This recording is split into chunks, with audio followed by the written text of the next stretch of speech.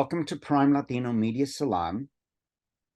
I have the luckiest job in the world because I get to interview people that I care for and respect professionally and consider friends as part of the family of Prime Latino Media and part of my personal family. And I want to introduce a Padrino at Prime Latino Media, Jorge Oliver, who also is the Dean of the School of Art at Pratt Institute.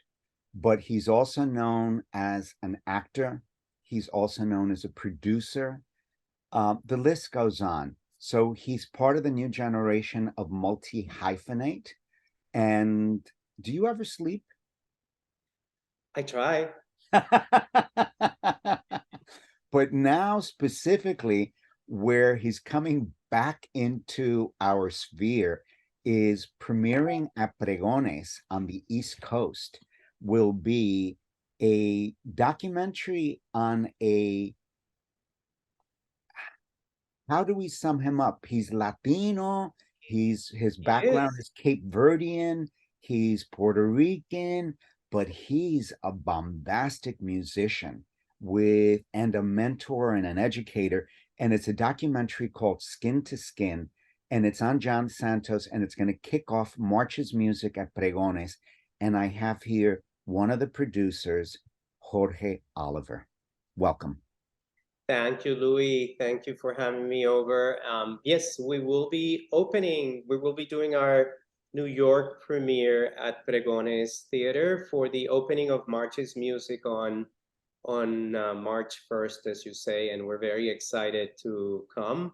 John Santos will be there, and so will be the director, Kathryn Golden, and the cinematographer and producer, Ashley James. And we will be showing the film, and after the film, we will be having a Q&A with the filmmakers and with John. So I hope everybody comes and checks us out. Plus, what's remarkable is that John Santos, when we think of salsa music and we think someone who's, Puerto Rican, that, it's Puerto Rico or New York, at best Chicago, maybe Miami, but we think of New York, and that he's actually a San Francisco Puerto Rican, and that you also have roots there as an educator, and it's part of your journey.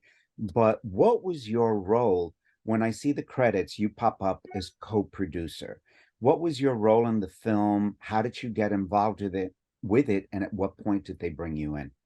That's a really good question. I had worked before with Kathryn and with Ashley. They hold what is called Searchlight Educational Media.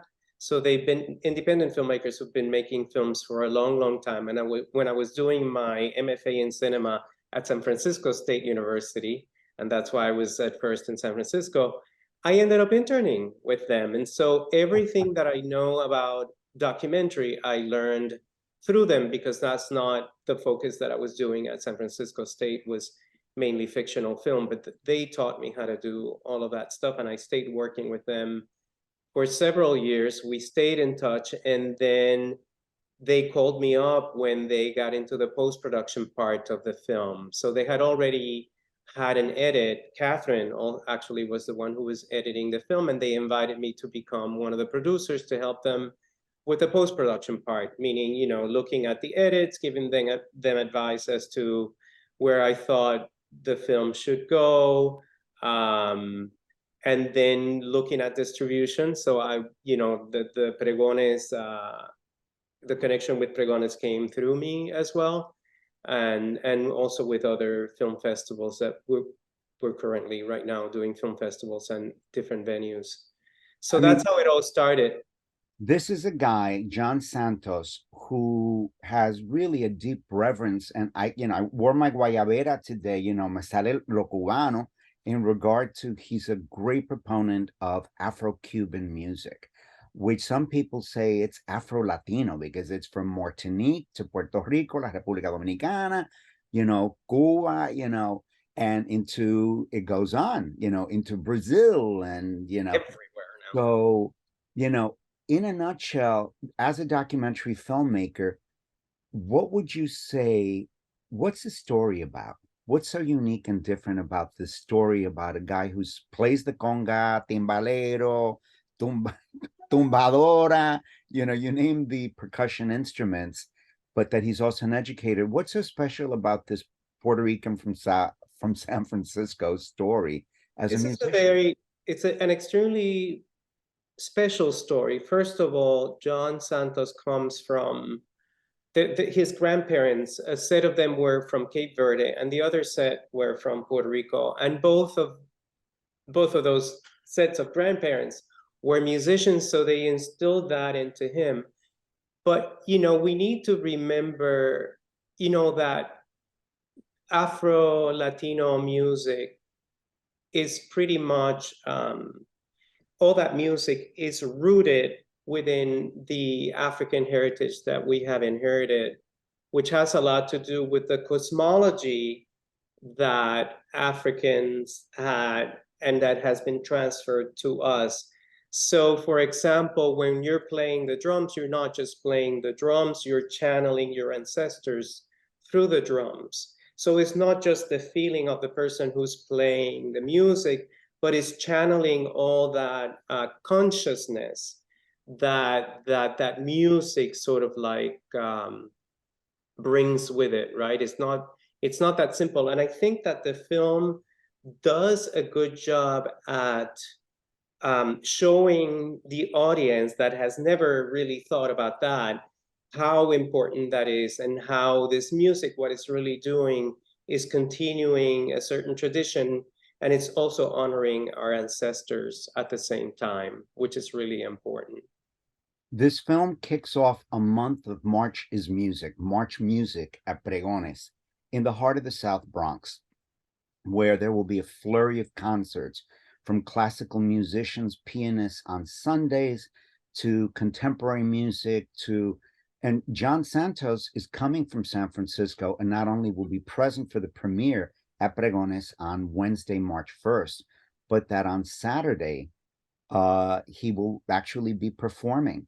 Why is it important, and why do you think it's interesting that Pregones is featuring a Puerto Rican from San Francisco in the South Bronx to kick off a month-long festival? Because the concepts that John has spread around the world are universal. They pertain to us, to our culture, right? Um, but at the same time, I think that's why John's work on the film is so important, is because it's actually showing the universality of those themes about how we relate to each other, how we maintain relationships with the people that we're living with, but also with the people who are no longer with us. And that's so Caribbean, right, and Latin American, the fact that we not only live with the people that we can see and feel, but also that the people who have been here before us are still with us and they guide us through life.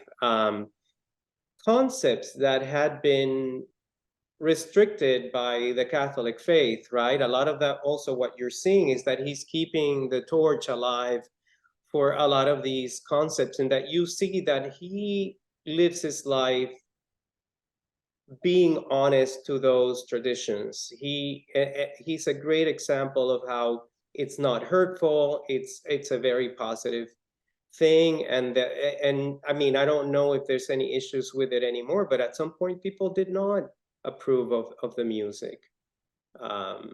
And the music in the film is phenomenal, and I can't wait for his concert the Saturday after March 1st, which would give me the second, third, it would be the third, March Yes, 3rd, is when yes. he's performing with a salsa band. No, it would And be, is it the fourth? I think it's the fourth. is it the 4th? It's Yeah, Saturday. Is it Friday? I think it's it's Friday. Saturday. It's Saturday. It's It's Saturday. Saturday. I'll So be there, so I know. I so am there. I am so there. Looking forward to the seeing music in the play. film is phenomenal, Amazing. including the people he performs with. But it's definitely, you're saying it's Saturday of that weekend. I mean, Yes. just look at it, pregones.org, so you can get tickets to both the feature film. Just my final two questions is, if you had to summarize John Santos, a torchbearer and so on, in 1 to 3 words, how would you describe him?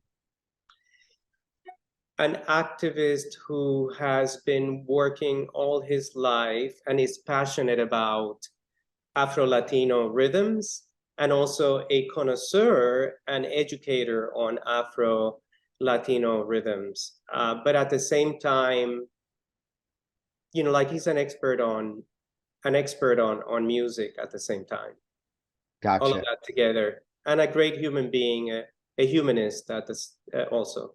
No, he truly is, and it comes out clearly through his life's work, his family, including, you touch on the death of his newborn daughter, Amalie, and he's got 2 other kids now, with a woman of Mexican heritage. Yes. So really, he embodies San Francisco with our Caribbean, and now, with Cape Verde roots, and now linked to a woman of Mexican heritage. Yes, and that's a really good point, Louis, because although he has that Cape Verdean and Puerto Rican background, he is also somebody who appreciates other cultures and is willing. I mean, I don't want to say much about the film, but there's one part of the film that shows you interacting with music from other places in the world, and how music is healing. And actually, the rhythms are based on drums, right? And the drum, if you come to think about it, every single culture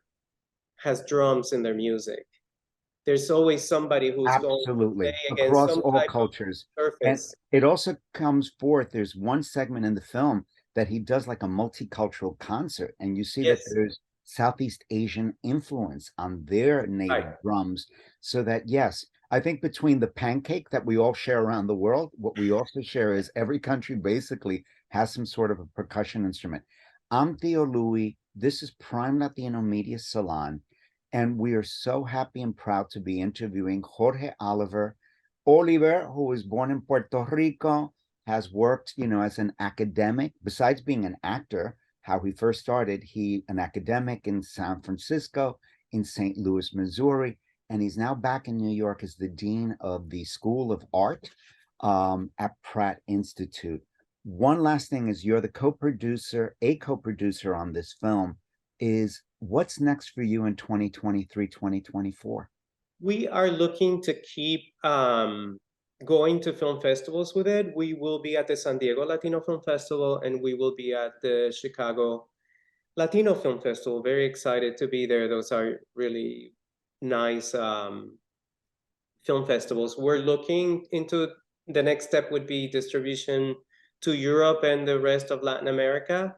And also we're trying to see if we can do some public broadcasting of the film. So we're working on that at this moment. Bueno, a million thank yous. Thanks for being part of Prime Latino Media. Again, March 1st is the screening of the documentary. And the 4th is the concert. On March the 4th is the concert, but it's a John Santos Skin to Skin about a San Francisco Puerto Rican salsa, fan, Latin musician, jazz, and mentor, educator. And then that, several days later on the 4th, that Saturday, he will be giving a live concert. Here we have Jorge Oliver as one of the producers in the film. Thank you for being part of Prime. Thank you, Louis. Thank you for interviewing me and making sure that people know about this really important film. Really and it's a great film. So kudos to you for being very here. Positive. People will be feeling good about themselves. And very educational. I always learn with a good documentary, and I definitely did. Muchísimas gracias. Gracias a ti. Ciao.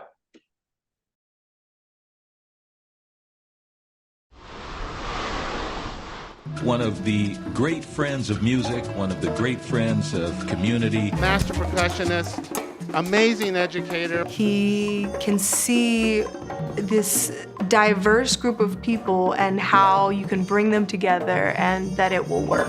He strives, I think, to look at a bigger picture. It's Mr. John Santos. John Santos. John Santos lives in my heart. It pays no rent. We'd like to invite a couple of guests who are here visiting from Havana, Cuba. We're going to play a rumba. They never heard it before. Let's see what happens. I grew up in the Mission District.